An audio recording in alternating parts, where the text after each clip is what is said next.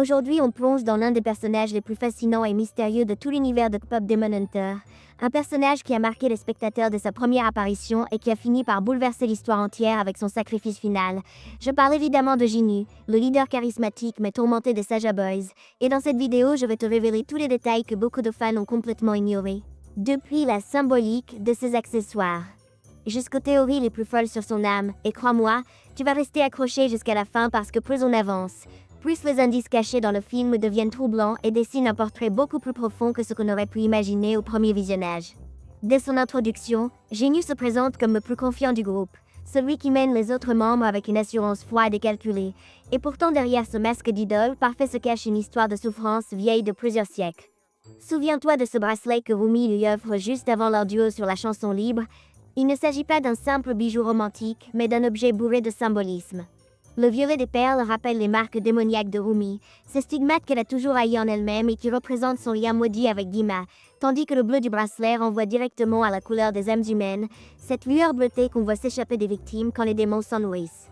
Or, l'âme de Jinu, lorsqu'elle est révélée, est exactement de cette couleur, comme pour indiquer que malgré sa condition démoniaque, il conserve un noyau humain, une essence vitale qui n'a jamais complètement disparu.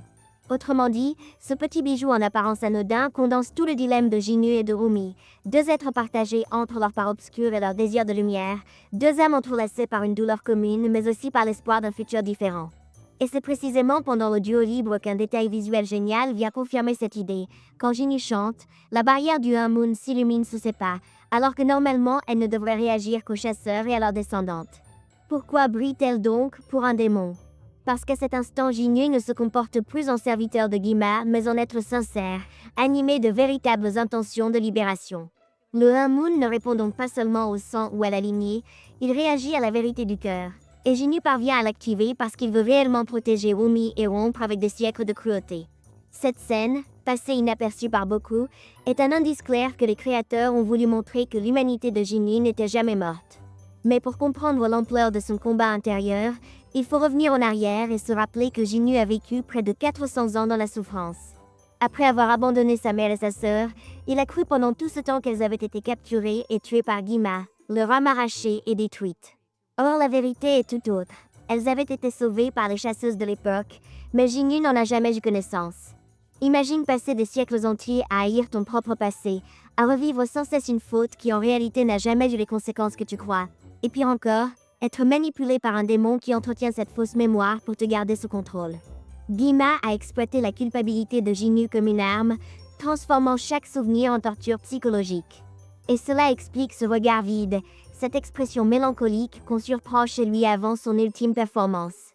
D'un côté, il ne veut plus participer à la destruction d'innocents, surtout depuis qu'il presse que Rumi peut être la clé de sa rédemption.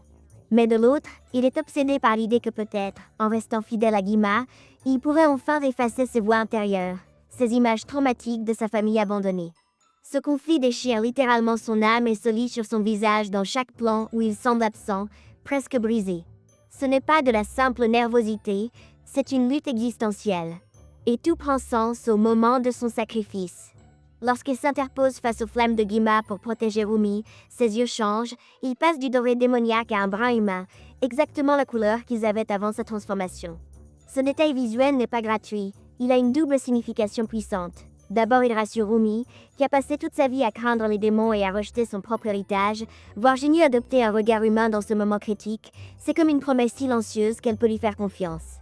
Ensuite, cela illustre que grâce à Rumi, Jinu retrouve cette humanité qu'il croyait perdue à jamais, son âme bleue reprend le dessus et rejaillit dans ses yeux. Ainsi, son dernier geste n'est pas seulement un acte héroïque, c'est une renaissance, un adieu qui est aussi une déclaration d'amour et d'espoir. Et si tu pensais que sa mort signifiait la fin de son influence, tu te trompes, car une autre image subtile prouve le contraire. Lorsque son âme se lève, elle ne disparaît pas simplement, elle se lie à l'épée de Rumi, transformant la lame et la rendant plus imposante, plus puissante, presque comme la célèbre Buster Sword de Final Fantasy. C'est comme si Jinu choisissait de continuer le combat à travers elle, fusionnant son essence avec son arme pour lui transmettre sa force et sa détermination. Ainsi, même disparu physiquement, il reste auprès d'elle, guidant son bras et nourrissant sa volonté de vaincre Gima. Mais parlons d'une théorie encore plus controversée, celle de l'attaque contre la fan qui avait inventé le Chypre Jinnu, ce fameux couple imaginaire entre Rumi et Jinnu. Certains fans pensent que le démon qui a inspiré l'âme de cette fille a été envoyé par Jinnu lui-même. Pourquoi ferait-il ça? Peut-être parce qu'il avait peur que ces rumeurs n'atteignent les oreilles de Guima et éveillent ses soupçons sur sa loyauté. D'autres croient qu'il voulait couper court à toute attache sentimentale qui pourrait le distraire de son rôle. Quoi qu'il en soit, le fait que la victime soit précisément celle qui fantasmait sur leur relation est une coïncidence trop énorme pour ne pas être intentionnelle.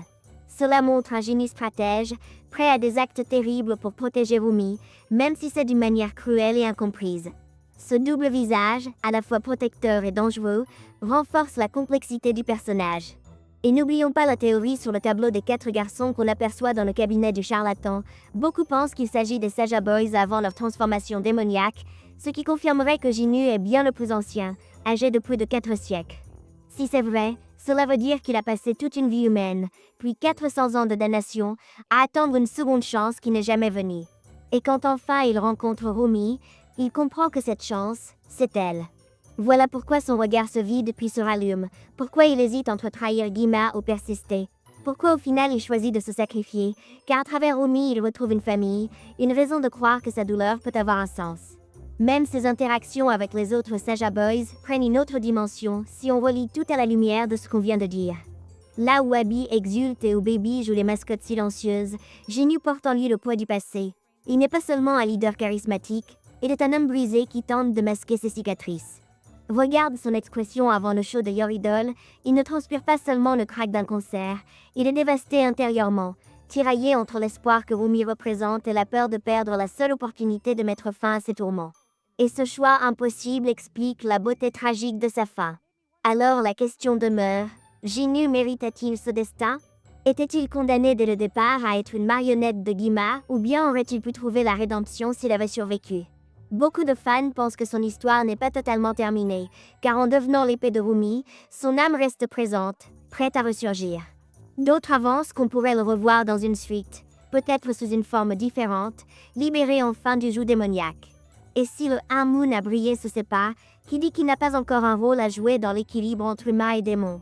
Au final, Jinnu n'est pas qu'un simple antagoniste secondaire, il est le cœur tragique de Pop Demon Hunter, une figure qui incarne la douleur, la culpabilité, mais aussi la possibilité de transformation et d'amour.